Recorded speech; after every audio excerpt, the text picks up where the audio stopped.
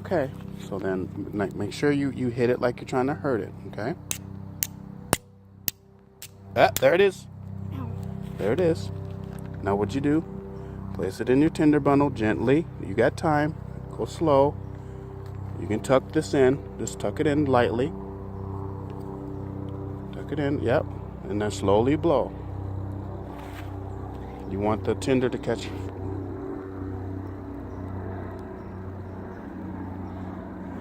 Let's get it up. Keep it in there. Keep it in there. Keep it in there. See what happens. Now cup it slowly. Cup it together. Keep it together. Just gonna watch your hands. Oh, good job. You made fire. See? Watch your fingers. Keep blowing a little bit. Watch your hands. Keep going. There you go. Watch your hands.